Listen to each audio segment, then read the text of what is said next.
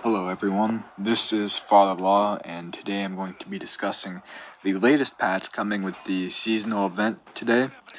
Although this video will only be out for a few hours before the patch goes live, there are a few things I feel that should be noted in regards to this patch. Some of these being good, and others not so great. Mainly, there are just hero changes really to talk about. And for starters, that would be Warlord, Jang Jun, and Black Prior are going to be the heroes receiving changes. Warlord isn't really changing too terribly much. Warlord is receiving a 3 damage buff to his headbutt, which will bring it from 12 to 15 damage, which is definitely better. Although, he could definitely use some more changes to his full block to make it more consistent and viable. But overall, I feel like this is just generally like a step in the right direction. So, not too much to say there, that's pretty simple. And then next up we have Black Prior. Black Prior will be receiving some damage nerfs. So his light finisher will now be 17 damage, which is brought down from 20. So now whenever you're shield bashed by him, you'll be taking 17 damage instead of 20. His indodgeable heavy finisher will be 35 damage, brought down from 40, making that entire mix-up just overall deal less damage to you. His recovery from his Jawbreaker, which I believe is a shield bash after a light, will receive a 500 millisecond recovery from 300 milliseconds, which is really good because this should make it like much more punishable. So if he hits you with a light and you think, okay, he's gonna throw the shield bash, if you dodge it, you should be able to punish it, which is good. It's pretty much unpunishable right now, which is kind of insane because it's a 20 to 40 damage mix-up that you can't really punish. So that's a really good change overall. And then the final change listed is his full block exit animation will be 400 milliseconds from 200 milliseconds, which will just make him vulnerable for longer. So overall, I think that Black Price changes are going to make him very well balanced. I believe that these changes will be very rewarding to players that are good at making reads on their opponent.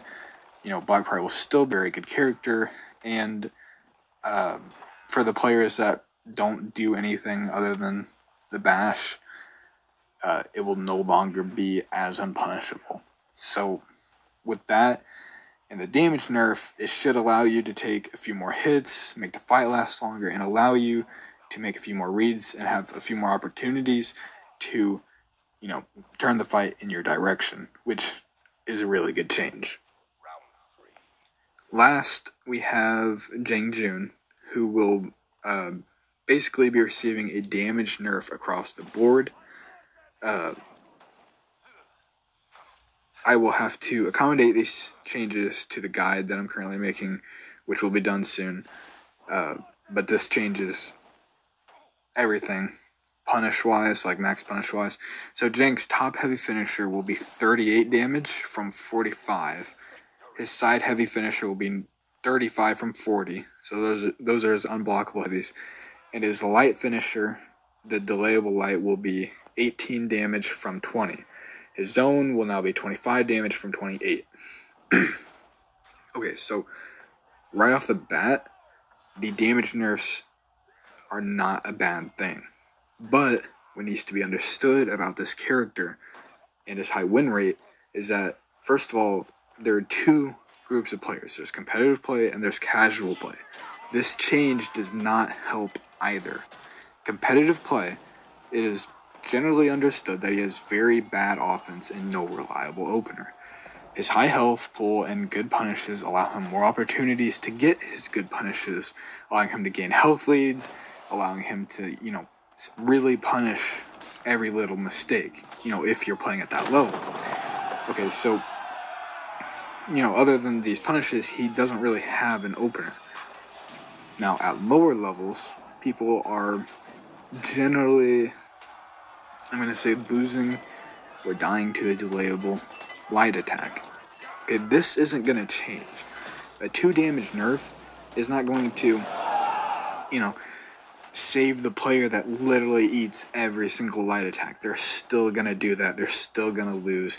And his win rate is still going to be really high at low levels of play. Or, mid levels of play, just, if you can't react to it, you can't react to it. 2 damage isn't gonna change that. So nerfing his damage across the board, I don't believe will do anything but lower his viability at higher levels and doesn't solve the core issues with this kit. And it's very frustrating because Ubisoft has a tendency to gut characters and leave them for multiple seasons as they are. And like I said, at competitive play, all this is a nerf because the only good things he has are a high health pool and good punishes, and just straight up nerfing all of his punishes are just going to lower that. And for the people at lower levels who complain about his light attacks, they're still going to eat every single one of them because they're not going to be any slower. They're going to do 2 less damage.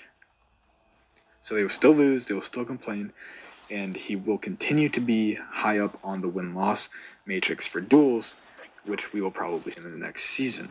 Now, I really do enjoy Jang Jun as a character, but I really think that they dropped the ball here.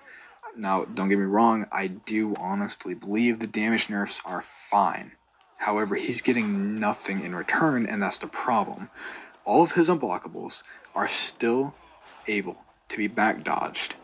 And if you back dodge his unblockable heavies, you beat the feint to guard break, you beat the heavy, you beat anything that he can do.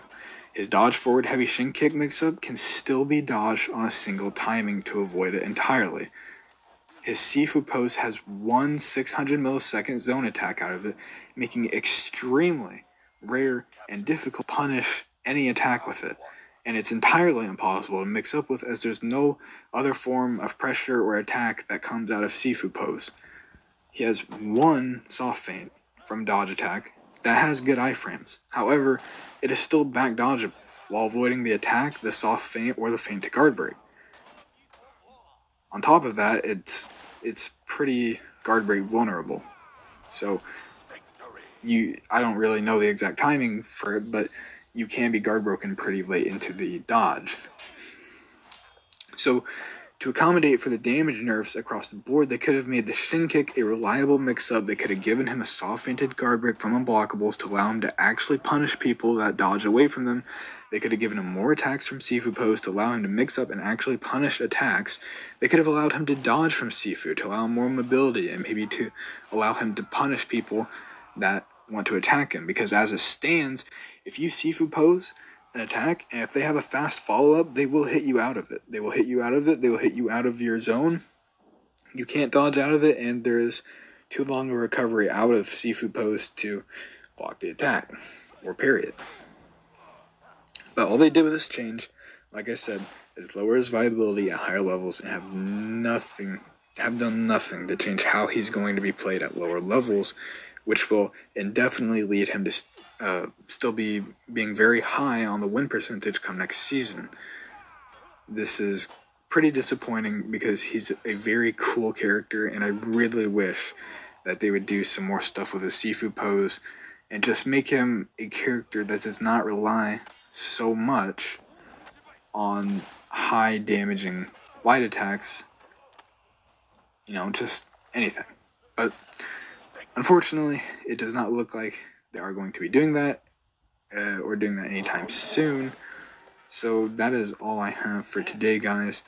I was planning on uploading some more duels, but I decided to talk about this instead because it is definitely frustrating. They really hit the nail on the head for Black Prior. That was a really good change. This Warlord, I feel like, is heading in the right direction. And then Jang Jun, I feel like they took a massive step back, both at competitive and casual play. I really don't understand why any of this would seem like a good idea, but I'm not a game developer. So if you liked the video, please like and subscribe, and if you have any questions, feel free to leave them in the comments. I will answer them to the best of my knowledge, and my next video will be of the Jang Jun guide with the updated damage values that he is going to be receiving today, a little bit after this video uploads. And so I hope to see you guys there, and goodbye.